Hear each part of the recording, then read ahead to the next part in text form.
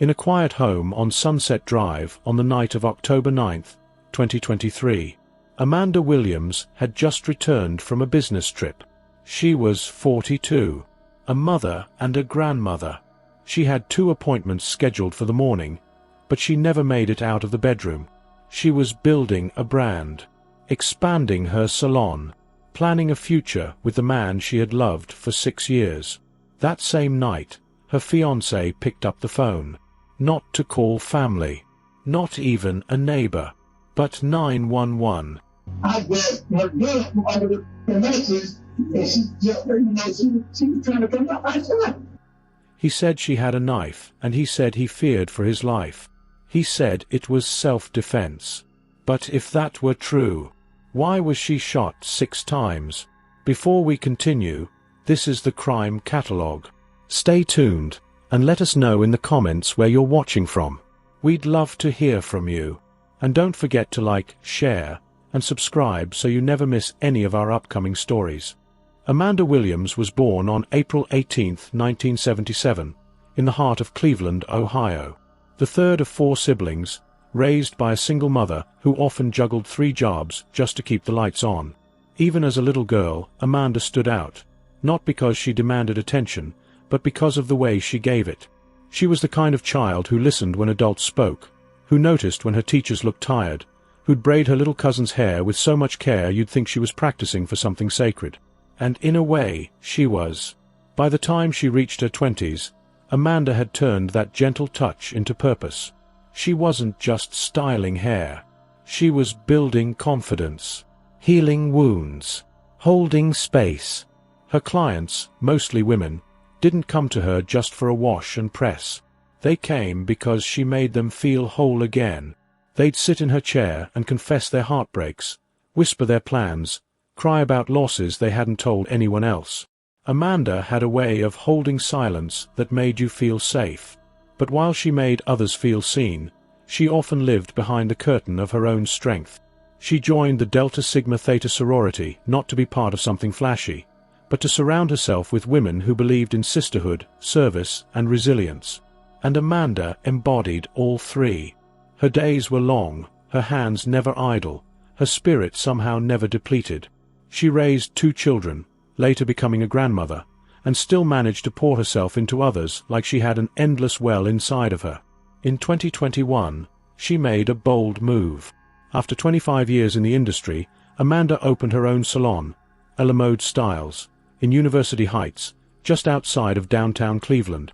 A sleek, sunlit space with soft jazz humming from the walls and the scent of lavender always lingering in the air.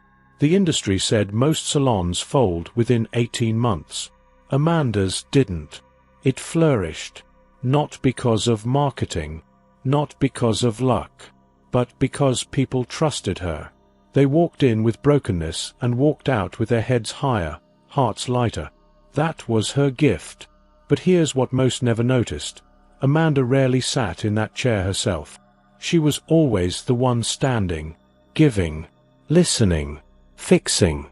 And somewhere in that rhythm of service, her voice, her own story, remained unheard. There were days she smiled when her eyes told another truth. Days she posted uplifting words on social media while quietly stitching herself back together in the background. Strength cloaked in vulnerability. That was Amanda's rhythm. The kind of rhythm people miss until it's gone. Her family described her as the glue. Her children said she was their calm in every storm. Her friends knew she'd show up, whether it was for a baby shower, a hospital visit, or just a shoulder to cry on. But for Amanda, who showed up when her storms rolled in? Who listened when she needed to speak? Sometimes, the strongest among us are the most silent in their own suffering. Sometimes, the person helping everyone else carry their load is the one carrying the heaviest burden. And maybe that's the part of Amanda's life that will always ache for those left behind. The realization that while she built a space for others to heal, she may have had no space to fully unravel herself. Her salon chair, the symbol of her grace and strength, never quite turned toward her. She gave her clients the room to cry, to process, to rest. But did she ever allow herself the same? Have you ever smiled through pain just to keep everyone else strong? Leave your thoughts below. Your voice matters here, even if hers was taken too soon. Terrell Lamar Edwards wasn't loud. He wasn't flashy. He didn't brag or boast. He worked quietly, sometimes 2 shifts in a day. By most standards, he was an ordinary man, a hospital transport worker by day, a Walmart delivery driver by night, a man who helped patients into wheelchairs with care, a man who left thank you notes on counters after making deliveries, the kind of presence that slips through rooms unnoticed, but never unliked. To the outside world, Terrell was decent, steady, mannered, and when Amanda introduced him to her family, that's exactly how he showed up. He didn't talk too much. He greeted her mother with a soft, "Yes, ma'am." He picked up plates after cookouts. At their 2022 family reunion, he pulled Amanda's brother aside, looked him in the eyes, and said, "I want to marry your sister." He held out a simple ring and said he was ready. He had a good smile, the kind that disarms, the kind you want to believe. But sometimes, people wear that kind of smile like armor, and when the guests leave, when the house is quiet, the person behind the smile begins to surface. Amanda's friends say the shift happened slowly.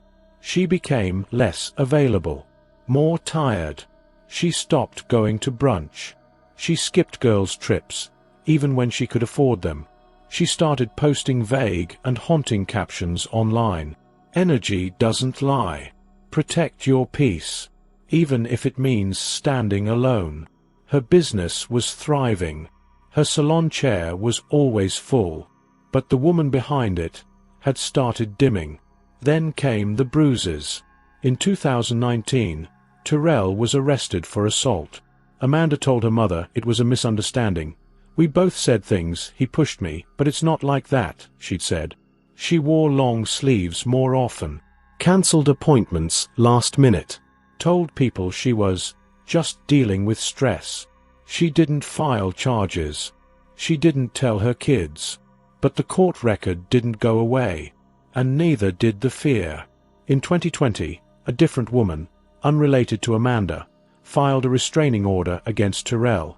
She accused him of stalking, threats. Amanda never mentioned it publicly. Maybe she didn't know, or maybe she did, and convinced herself it didn't matter. Because when you want love to work, you start ignoring the smoke. February 2023. Valentine's Day. Amanda posted a video. Dinner for 2, candlelight flickering across her wine glass, soft music playing in the background. She was wearing a red dress. He matched her in a crimson shirt. In the clip, she smiled, but her eyes didn't follow. She leaned into him, not out of ease, but like someone posing carefully for a photo. Then came spring. Las Vegas. Front row at an Usher concert. Laughing on camera. Drinking champagne in a hotel suite. At first glance, it looked like happiness. But sometimes joy, like fear, can be staged. Later, investigators would pull Amanda's phone logs. Messages from late 2020, barely 2 years before her death. One read, "Every time I look in the mirror, I get angry all over again. To walk around looking like a battered woman is humiliating. If I weren't strong, you'd be in jail." Terrell responded, "I'm sorry for what I did. I just wish the love we say we have for each other would show every day, unconditionally." Amanda never replied. She didn't need to. Her silence was the answer. But she stayed. Why? Maybe because she hoped he would change. Maybe because she didn't want to explain what was happening to her children. Maybe because after decades of holding her world together, the thought of starting over again just felt too heavy. People assume that leaving is easy. But for survivors of emotional and physical abuse, the leaving is often the most dangerous part. And Amanda knew that. So she planned quietly, re-entered counseling, confided in one friend, disconnected his phone line, and started separating her life, piece by piece. But Terrell noticed. He has always noticed. The signs were there. He became more controlling, asked more questions, watched her more closely.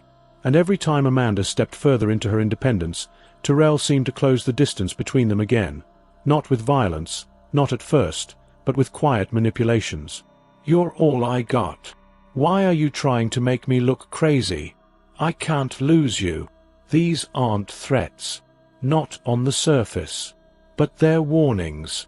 Warnings only the person living with them can hear clearly. Terrell had never been convicted of a felony. He had no official violent record, on paper. But the bruises Amanda covered, the text messages she saved, the fear her daughter later described, all told a different story. And here's the hardest part to accept. Amanda wasn't unaware. She was just hopeful. Hopeful that love could still live there, in a place already cracked by fear. Hopeful that maybe he was healing too. Hopeful that she could wait out the storm. But storms don't always pass. Sometimes they wait. October 9th, 2023. Amanda came home from a business trip. She didn't answer his text. He got angry and they argued. She asked him to leave again. But this time he didn't. How well do you really know someone sleeping beside you? Have you ever ignored a red flag because you loved someone too much? Let us know in the comments. And if you've been there, your voice might be the lifeline someone else is waiting to hear. On October 9th, 2023, there was candlelight, a plain glass, vanilla scent, and a half-burned wick. Amanda lit it that Monday evening, at exactly 6:38 p.m. Her daughter would later say she hadn't seen her light that particular candle in months. It was his favorite scent, the one he'd always said made the house feel warm. She didn't light it for him this time. She lit it for herself, because the house was about to feel very, very cold. By then, Amanda was already moving differently. She wasn't shouting. She wasn't begging. She was doing what survivors of abuse often do when they're serious about leaving. She was quietly deleting him from her life. She had disconnected his phone line 2 days earlier. No conversation, no warning. Just a digital erasure. Terrell noticed immediately. That night, he came home holding a new prepaid phone. He didn't ask why she shut off his number. He simply placed the phone on the kitchen counter, turned to her, and said, "You really think that's going to stop me from talking to you?" She didn't answer, because Amanda had stopped explaining herself. She'd also removed his name from the emergency contact list at the salon, packed up the spare key he once carried, blocked his access to her online banking app. None of these things screamed breakup to an outsider, but to someone watching closely, it was a blueprint. She was cutting the thread, stitch by stitch. And Terrell, he watched, not with words, but with movements, changes. The day she returned from Columbus, he began folding things, clothes, blankets, receipts, not to tidy up, but slowly, methodically, as if rehearsing something.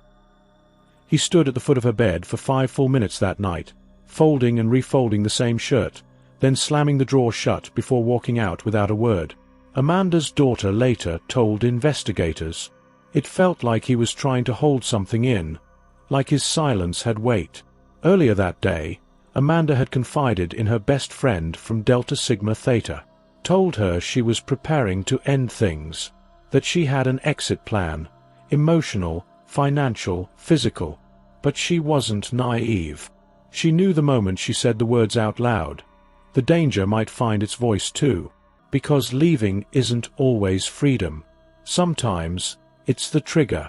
A week before that night, Amanda had recorded a voice note on her phone, likely for her therapist, or maybe just for herself. She never shared it. It was discovered later, unearthed during forensic recovery. Just 14 seconds long. She whispered, "If anything happens to me, tell my kids it wasn't their fault. Tell them I was trying. I was really trying." She knew.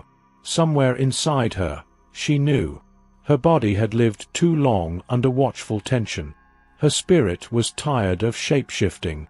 The quiet apologies. The second guessing. The pretending. Amanda's sister recalled seeing hospital photos in 2020, swelling above her brow, bruising down her right cheekbone. Amanda had texted them from the ER. Just slipped in the bathroom. It looks worse than it is. But the doctor's note read, blunt force trauma. Amanda wasn't reckless. She was calculating. She was preparing her final steps with the precision of someone who had walked this tightrope before. What made this time different was that she didn't flinch when he stared at her. She didn't fold when he asked her to talk it through. She simply stood near the stairway and said, "You need to go." The candle burned quietly on the table. Amanda didn't raise her voice. She didn't plead. She didn't panic. But control, for someone like Terrell, isn't given up gently. It is taken, or it is forced back. At 7:13 p.m., Amanda texted a friend. "He's packing. Finally. I just need to get through tonight." The message was marked as delivered, but never read. And somewhere in that house, beneath the soft light of the vanilla candle, Terrell stopped folding and started thinking about everything he no longer had control over. The texts, the silence, the distance, and the woman who had finally stopped being afraid. She wasn't just planning to leave a man, but was walking away from a pattern. And patterns don't break quietly. Have you ever felt that weight in the room? When silence becomes a threat and safety feels like it's walking on eggshells? Tell us in the comments, because someone else might be in that room tonight too.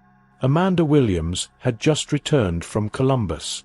The Delta Sigma Theta convention had left her tired but lifted. A weekend filled with familiar smiles, shared memories, and laughter loud enough to drown out everything back home. She wore a new hoodie with her sorority's crimson crest. Her nails were freshly done, and in the passenger seat, tucked between a tote and a styling cape, was a box of new salon products. That morning, Amanda looked hopeful. But hope can be a dangerous thing when someone believes they own your silence. 10:16 a.m., Terrell's first text arrived. "You back yet?" She saw it but didn't respond. 12:42 p.m., another. "You tryna ignore me now?" Amanda exhaled slowly.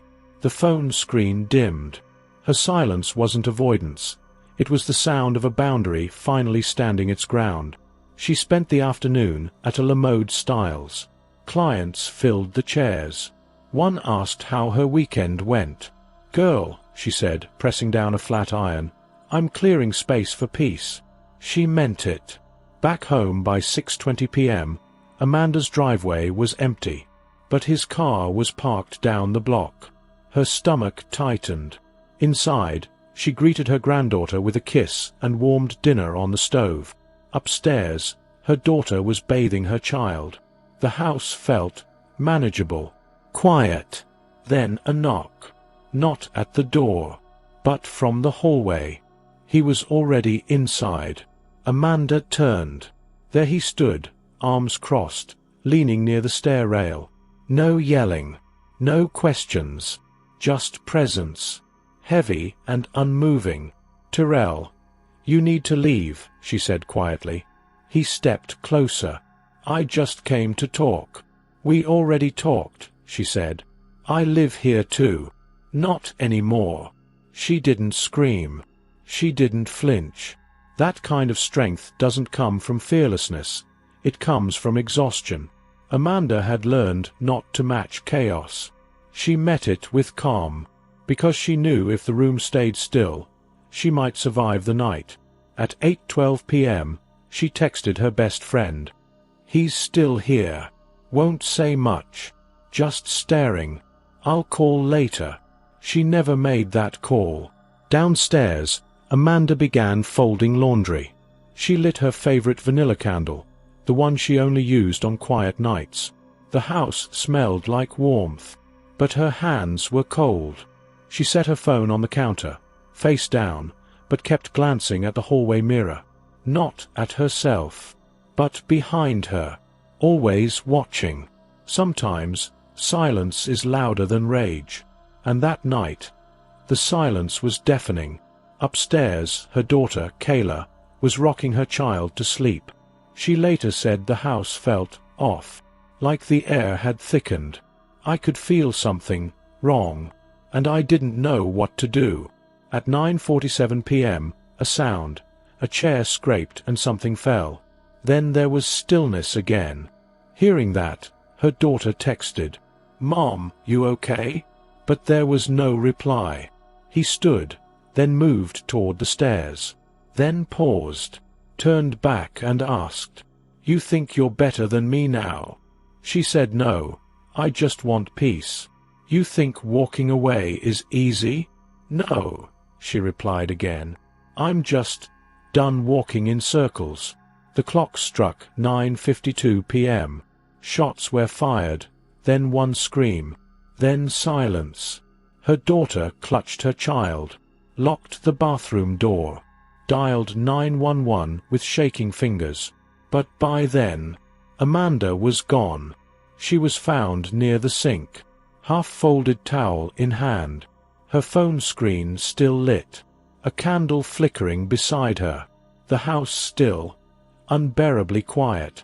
Terrell sat outside, on the front steps, shoes unlaced, gun beside him. When officers arrived, he said only, "She said I wasn't welcome anymore." And just like that, the life of a mother, a businesswoman, a woman who gave everyone else a safe place to speak, ended without her getting the last word. Amanda died trying to reclaim her life, not from chaos, but from familiarity, because the hardest prison to escape is the one you built around the person you once loved. What would you do if the man you loved refused to leave your home? Again, drop your story, your thoughts and your survival, because someone out there tonight is folding towels, lighting candles, and holding their breath while praying that tomorrow still has room for them. The moment Amanda took her last breath, Terrell didn't run. He reached for his phone. 9:56 p.m. Police reports say he began recording video just seconds after the final shot. The screen shakes. His voice is calm, breathless, but controlled. "She came at me and I told her to stop. I warned her." But when the footage is paused, frame by frame, another truth starts to speak. Amanda was on the other side of the bed and was not near him. She was not charging at him and was not even facing him in the first few seconds of the recording. Her voice was captured faintly in the background as it trembles, not with rage, but with resolve. "I'm going to defend myself." There's a clatter, not a scream, not a threat, just a soft clang of what prosecutors would later say was a knife, retrieved from the nightstand. Amanda had held it, not pointed it, just held it. The blade was never raised. There was no fingerprints on Terrell's hands either, except on the trigger. What does self-defense look like when fear belongs to both sides? Terrell would tell officers that Amanda snapped, that she had the knife first, that he felt cornered, endangered, panicked. But Amanda's hands told another story. No defensive wounds on Terrell, 8 wounds on Amanda, 6 bullets and 911 call. The prosecution laid it out simply. There were no threats from Amanda in the footage, no signs of struggle on him, no signs of attempted retreat by him, and not a single moment where the camera drops, meaning he was holding the phone and the gun simultaneously. Did he plan to film, or to protect himself, or to script a version of the truth that would die with her? In court, the footage was paused at the precise second Amanda's voice wavered. "I'm going to defend myself." She didn't say, "I'm going to kill you." She also didn't say, "I'm going to hurt you." But she only said, "I'm going to defend myself." Those words, in another world, would have belonged to him, to any victim of real danger. But they were hers, because by then, Amanda had lived enough nights waiting for the wrong silence to break. She had learned that sometimes protecting yourself means being believed after you die. And that's the cruelty of this case. Because both of them claimed fear. Both of them claimed defense. But only one had the camera. Only one pulled the trigger. Only one lived to tell their version. In domestic violence cases, fear isn't always clear. It's messy, reactive, intertwined with love, shame, control. Sometimes the abuser feels victimized the moment they lose power. Sometimes the victim starts preparing for war in a place where there should be peace. When both parties feel threatened, what defines the true aggressor? The jury was asked that question. The footage was played again, and again, and again. But no matter how many times they rewound it, the moment before the first shot was always missing. The footage started too late. The truth started long before. There are things a camera can't capture. The choking silence before a whisper. The look in someone's eyes when they've finally given up on being safe. The way a hand trembles, not to attack, but to survive. And that night, Amanda wasn't lunging. She was leaving. When two people both feel threatened, who's the real victim? By morning, Amanda's name was already trending. Not because she was a businesswoman. Not because of her salon. Not because of the way she made people feel. But because her name had been added to a growing list of black women whose lives were taken not by strangers, but by men who once said they loved them. Her brother, Marcus, stood behind a podium outside the courthouse, eyes sunken and grief still fresh on his breath. Would you fight for justice if the system told you to wait? On February 5, 2024, 9:16 a.m., Cuyahoga County Courtroom was at capacity. A sea of somber suits, waiting eyes, and memories nobody wanted to relive. Amanda's family arrived early. Her daughter sat 2 rows behind the prosecution table, silent, still, holding a photograph of her mother like it was a shield against the pain. Across the aisle was Tyrell, showing no emotion, just a stare that is directed somewhere between the jury box and the floor. It had been 4 months since Amanda was shot. Now it was time to determine why. The prosecution came out firm, direct, relentless. This was not self-defense, the lead prosecutor said. This was not a struggle. This was not a split-second reaction. This was personal. They brought in the autopsy photos. 8 wounds, 6 bullets, 1 to the lower spine, the shot that paralyzed her before the final blow. The medical examiner was direct. She would have been unable to walk after the 3rd shot. She was already on the ground when the last 2 were fired. Amanda couldn't speak for herself, but her phone could. The gallery watched as hospital photos filled the courtroom screen. Bruises on her cheek, a hairline fracture under her left eye, stitches along her arm, and then a single message from 2020, sent to her cousin, displayed for the jury. To walk around like a battered woman is humiliating, but I don't want to leave like this. I don't want him to win. The defense leaned on fear, claimed Amanda was holding a knife, claimed she'd said things Tyrell found provocative, claimed he didn't know the gun was loaded, claimed he thought she was going to hurt him. They described a toxic relationship, one with fights on both sides. They suggested Amanda's strength could be seen as intimidation. They replayed the video Tyrell recorded, framing it as a panicked man trying to protect himself. But the prosecution returned to the facts. She was walking away. There was no threat. The trigger was pulled, then pulled again, and again, and again, and the silence after that video cut out. That silence became its own witness. No one could agree on the emotional state of the room. Some jurors wept when Amanda's texts were read. Others looked unmoved as forensic experts explained bullet trajectory. The room became 2 realities, one where a man feared for his life, and another where a woman was already gone by the time the fear was mentioned. Amanda's brother sat on the stand, holding back tears. Amanda wanted peace, she gave chances, and she believed people could change, but she never got to find out if she was right. And as the case unfolded, it became clear. This wasn't just about guilt or innocence. It was about intention, history, fear, gender, power. Amanda never had a criminal record. She had plans, appointments, and a child upstairs. She had evidence. She had warned others. But Tyrell had something else. Doubt. Enough of it to cloud the room. And when doubt walks into a courtroom, it doesn't shout. It whispers. And it lingers. Does being scared excuse pulling the trigger 6 times?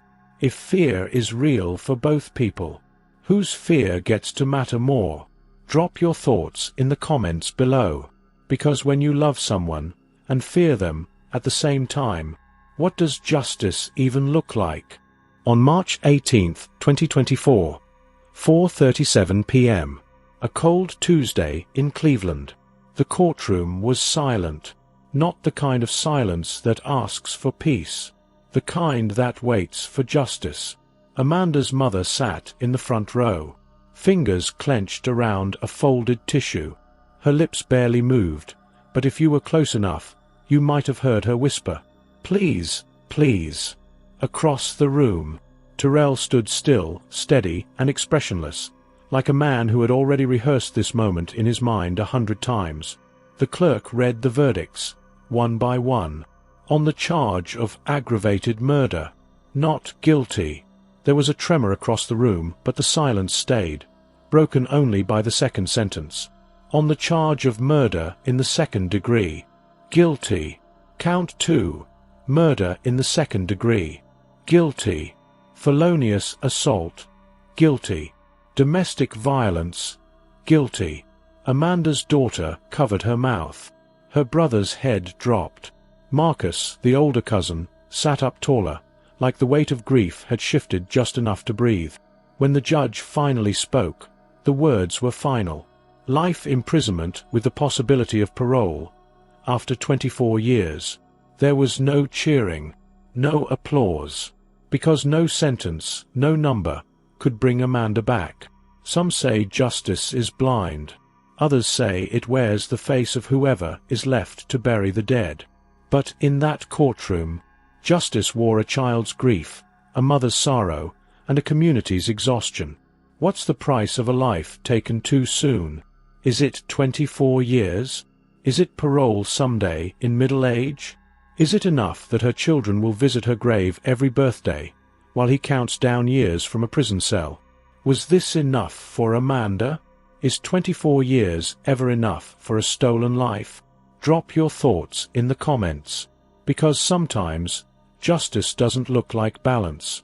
It just looks like survival. This has been the Crime Catalogue. If you made it this far, like, comment, and subscribe to hear the stories that must be told.